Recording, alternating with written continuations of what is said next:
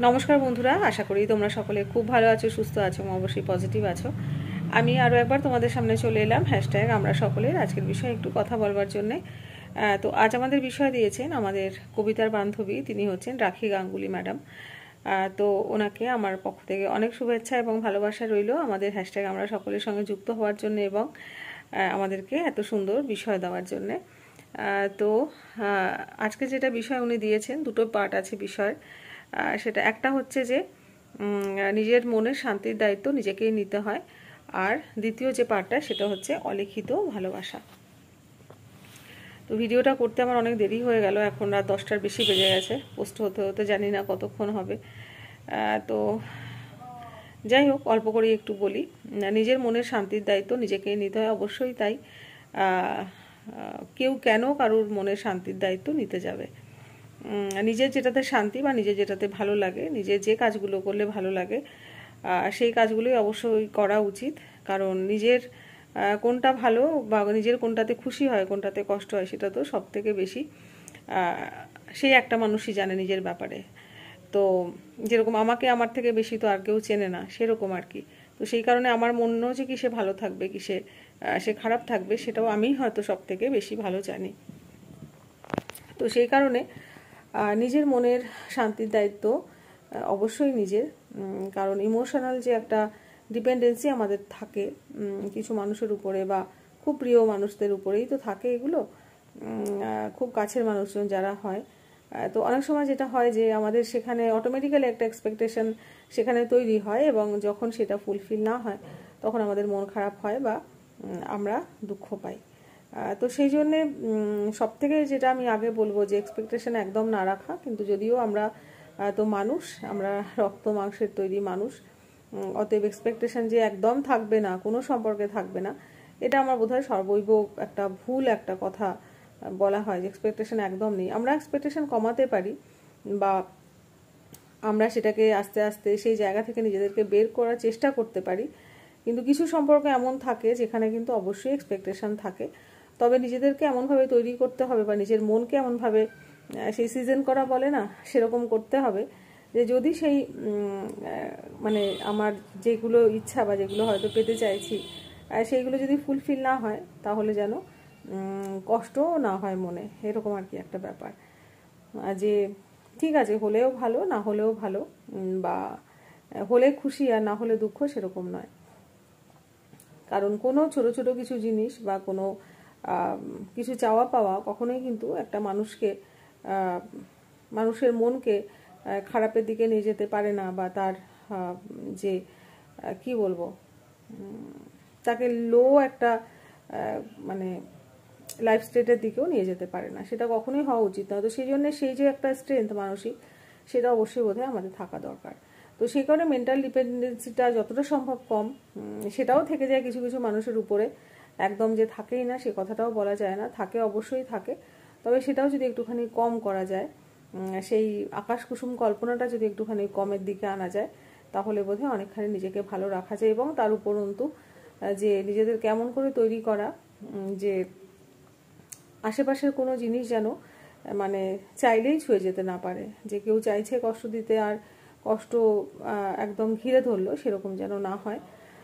তো এটাই বলার যে মনটাকে একটুখানি মানে শক্তপোক্ত করে নেওয়া, নরম জায়গায় যেরকম হয় না, মানে খুঁড়তে সুবিধা হয় তো নরম মাটিকে, সেই জিনিসগুলোকে একটুখানি, মানে আজকের দিন এমন পড়েছে যে একটু শক্ত না হলে বোধহয় সারভাইভ করাটাই খুব মুশকিল। ভীষণ ইমোশনাল হয়ে গেলে, ভীষণ সেন্টিমেন্টাল হয়ে গেলে, ভীষণভাবে মেন্টাল একটা ডিপেন্ডেন্সি বা ভীষণভাবে ইমোশনাল একটা ডিপেন্ডেন্সি যদি হয়ে যায় বা যদি হয়, অবশ্যই হয়, আমি যেটা আগেও বললাম, তো সেগুলোকে একটুখানি কমিয়ে আনা বা নিজের সম্পূর্ণ দায়িত্ব বা নিজের সম্পূর্ণ ভার, নিজের মনকে ভালো রাখারও সম্পূর্ণ ভার যদি কারোর হাতে তুলে দেওয়া হয়, সেই চাবিকাঠি যদি কারোর কাছে থাকে এবং সেটা সে নিজের মতো করে সেটা সুইচ অন করবে, অফ করবে, যদি সেরকম ব্যাপারটা হয় তাহলে অবশ্যই কষ্ট হয়। এবং আবারও বলার, কিছু কিছু সম্পর্কে সেরকম হয়ে যায় অটোমেটিক্যালি। তো সেই জন্য নিজের দিকটা নিজের যদি একটুখানি দেখা যায় যে কোনটা ভালো লাগছে, বা মন খারাপ থাকলেও মনটাকে ভালো করার জন্য একটু প্রচেষ্টা, যে যে কাজগুলো করতে ভালো লাগে বা যেটা করলে মনটা খুশি হয়, সেই জিনিসগুলো একটুখানি বেছে নেওয়া বা নিজের ভালো মন্দটা নিজের একটু বুঝতে শেখা, যে সম্পূর্ণ দায়িত্ব অন্যের উপরে দিয়ে দেওয়াটা তো ঠিকও নয় না। মানে কেউ তো কারোর ওরকমভাবে দায়িত্ব নিয়েও রাখেনি যে সবসময় সে হয়তো সেই একটা অ্যাটেন্টিভ একটা ব্যাপার থাকবে কারোর মধ্যে, যে সেটা যে কোনো সম্পর্কেই হোক না কেন, সে কোনো কিছু না করলেই কষ্ট হচ্ছে, খারাপ লাগছে, সেই রকমটা ঠিক নয়। কারণ দুঃখ কষ্ট এটা তো সম্পূর্ণটাই তো হচ্ছে মানে আপেক্ষিক। নিজের মতো করে হলে মানে আনন্দ, আর নিজের মতো করে না হলে দুঃখ বা কষ্ট, এরকম আর কি। তো সবসময় তো সব কিছু নিজের ইচ্ছা মতো হয়ও না, নিজের ভালো লাগবে এমন জিনিসও সবসময় হয় না, বা নিজের হয়তো যে খুব প্রিয় মানুষে যে সবসময় একটা ওই হয় না যে সবসময় সে সেই মানে ওগুলো মেপে মেনে চলতে পারবে, সেরকমও কিন্তু নয়। তো সেই কারণে একটুখানি নিজের একটু টেক কেয়ার করা, নিজের মনের একটু হদিশ রাখা, নিজের একটু খবর নেওয়া যে সে ভালো থাকার জন্য কি চাইছে বা কি চায়। তো এই আর কি, এরকমভাবেই বললাম। আর নেক্সট হচ্ছে অলিখিত ভালোবাসা। তো আজকে দিদিভাইয়ের ভিডিওটা দেখলাম, কালকেও দেখেছিলাম, কমেন্ট করা হয়নি, আজকে দেখলাম। তো দিদিভাইয়ের একটা কথা খুব ভালো লাগলো, যে এখন সব ভালোবাসা অলিখিত নয়, এখন বেশি লেখা, এখন মানুষ খুব বেশি পরিমাণে ভোকাল, মানুষ খুব বলে বোঝাতে খুব পছন্দ করে যে আমি তোমাকে ভীষণ ভালোবাসি, তোমাকে ছেড়ে আমি বাঁচবো না, তুমি আমার এই, তুমি আমার সেই, তুমি আমার তাই, মানে নানান রকমের নানান কিছু, সেই একটা মানে হ্যাঁ কি বলবো, সেই টইটম্বুর একটা অবস্থা হয়। এবার এইটা হতেও এখন যেরকম সময় লাগে না, সেরকম সব কিছু ভেঙে যেতেও সময় লাগে না। মানে এতটাই সম্পর্ক ভঙ্গুর হয়ে গেছে, সম্পর্ক তৈরিও হয়ে গেল খুব তাড়াতাড়ি, আবার সম্পর্ক ভেঙেও গেল কখন, মানে বোঝার আগেই সম্পর্ক ভেঙে গেল, এরকম ব্যাপার। তো সেই জন্য আমার মনে হয় যে একটুখানি যেন নিজের মধ্যে একটু রাখাটা ভালো, বেশি ওভার এক্সপ্রেসিভ হয়ে যাওয়াটা আমার মনে হয় যেন একটুখানি মানে অতটাও ঠিক নয় আর কি। মানে আমি নিজেকে পুরো এমনভাবে উজাড় করে দিচ্ছি যে তার আর আমার মধ্যে নতুনভাবে কোনো কিছু পাওয়ার আর কোনো কিছু থাকছে না, মানে সবটাই আর কি মানে এতটাই ওপেন বা সবটা এতটাই মানে জাহির করে দেওয়ার একটা ব্যাপার হচ্ছে। তো মানে সেখানে আর এক্সপ্লোর করার মতো আর কোনো কিছু থাকছে না, এরকম ব্যাপারগুলো হয়ে যায়। তো সেই কারণেই হয়তো এত জলদি জলদি এখন সম্পর্কগুলো নষ্টও হয়ে যায়।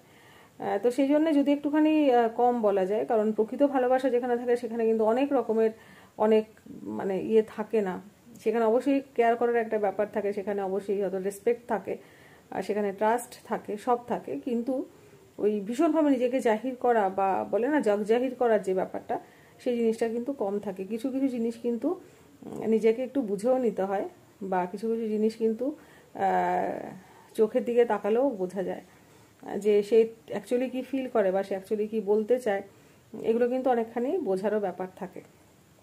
সেটাই হয়তো হচ্ছে হয় যে মানে সোল টু সোল কানেকশন, বা সেটা একটা যে মানে কি বলবো মানে মানসিক যে একটা টান তৈরি হয় সেইটা। তো সেটা তো শুধুমাত্র মুখে বলে বলে বলে বলে হয় না, সেটা একান্তই একটা ভীষণভাবে একটা অদ্ভুত একটা অনুভূতি, যেটা কিন্তু সবসময় বলে বলে বোঝানো যায় না। এখনকার দিনে যেরকম সত্যি প্রচুর পরিমাণে লেখা হয় ভালোবাসা বোঝানোর জন্যে, এখন যেহেতু বিভিন্ন রকমের মানে এভিনিউজ এসে গেছে, তো সেই কারণে বোঝানোর জন্য নানান রকমের নানান কিছু কিন্তু লেখা হয়। তার মধ্যে কতটা সত্য থাকে, কতটা যথার্থতা থাকে, সেটা কিন্তু পরে বিচার্য, কিন্তু বলা হয় অনেক কিছু, বুঝিয়ে দেওয়া হয় অনেক কিছু, বা সেই কি বলবো 7 সমুদ্র 13 নদী ছাড়িয়ে গিয়েও সেই একটা মানে ব্যাপার চলতে থাকে, এরকম একটা ব্যাপার আর কি। মানে চিন্তা ভাবনার ব্যাপার যে অতদূর পর্যন্ত প্রসারিত হয়। তো সেটা ভীষণভাবেই আজকাল বলে বলে বলে বলে বোঝানো হয়। অনেকে খুব পছন্দ করে বলে বলে বলে বলে বোঝাতে, না বললেই যেন মনে হয় যেন যে না এই ঠিক ঠিক মানে সব ব্যাপারগুলো ঠিক ঠিক মতো ওয়ার্কআউট করছে না, এরকম একটা ব্যাপার থাকে। কিন্তু আসল যেখানে সত্যিকারের ভালোবাসা বা সত্যিকারের যেখানে টান, সেখানে কিন্তু ওই যে একটা ভাইব্রেশন যেটা আমার কাছ থেকে তার কাছে যাচ্ছে বা তার কাছ থেকে আমার কাছে আসছে, সেটাই কিন্তু সম্পর্কটাকে জুড়ে রাখে, সেখানে অনেক কিছু বলার প্রয়োজন পড়ে না। তো এরকমই মনে হয় যে সব সম্পর্কে অত বলে বলে বলে বলে বোঝানো যায় না, সেখানে কিছু জিনিস নিজেকেও বুঝে নিতে হয়। আমি শুধুমাত্র এটা ওই মানে কি বলবো ভালোবাসা মানে প্রেমিক প্রেমিকা শুধুমাত্র তাদের কথাই বলছি না, এখানে আমি সব রকমের সম্পর্কেই বলছি, কারণ যেগুলো খুব ক্লোজ সম্পর্ক হয় সেগুলোর মধ্যে তো অবশ্যই ভালোবাসা থাকে, সেগুলোর মধ্যে অবশ্যই ট্রাস্ট রেসপেক্ট সবই থাকে। তো সেই কারণে সব যে আমার কোনো হয়তো কথার কথা বলছি, আমার হয়তো খুব ক্লোজ একজন বন্ধু, তার কষ্টে আমি কষ্ট পাচ্ছি, সেটা বলে বলে বলে বলে বোঝাতে হবে না। সে জানবে যে তার আমি এতটাই ক্লোজ বা তাকে আমি এতটাই বুঝি যে সে কষ্টে থাকলে আমিও কষ্ট পাবো, সেটা আর কি ওটা ওটা হবেই, মানে এটাই হওয়ার, সেটা বলে বোঝাতে হবে না ইস তোর এত কষ্ট, আমার ভীষণ মন খারাপ হচ্ছে, এই সেই। অনেক সময় এরকম এরকম বারবার করে বলতে থাকলে সেটা একটা মেকি ব্যাপারও বলে ও মনে হয় আর কি কিছু কিছু ক্ষেত্রে। তো সেই জন্যে কিছু জিনিস একটু নিজের মধ্যে রাখা ভালো, কিছু জিনিস একটুখানি কম এক্সপ্রেস করা ভালো, বা হয়তো ভীষণ সেরকম কোনো সিচুয়েশন হলে হয়তো এক্সপ্রেস করা ভালো। সব কিছু আগে আগে ওরকমভাবে হয় না, মানে একদম সেই বলে টলে দেওয়া যেটা আজকালকার দিনে হয়, সেটা বোধহয় একটু হলেও প্রবলেমেটিক। তো আগেকার দিনেও তো ভালোবাসা ছিল, তখন তো এত রকমের এত অ্যাভিনিউজ ছিল না, এত রকমের মিডিয়া ছিল না যেখানে সারাদিন ধরে হয়তো চ্যাটিং করা যাচ্ছে, সারাদিন ধরে কথা বলা যাচ্ছে, এরকম হয়তো ছিল না। তো তখনও তো মানে এই ধরনের সম্পর্ক মানুষদের মধ্যে ছিল বা কিছু। তো এটাই আর কি বলার, যে সত্যিকারের ভালোবাসা অত শব্দ খোঁজে না, সত্যিকারের ভালোবাসা তো আওয়াজ অত কোলাহল পছন্দ করে না, সে একটু নীরবতা একটুখানি বেশি ভালোবাসে আর কি। তো এটাই এটাই এরকমভাবেই বললাম। তো যাই হোক, তো আজকের মতো এতটুকুই থাক।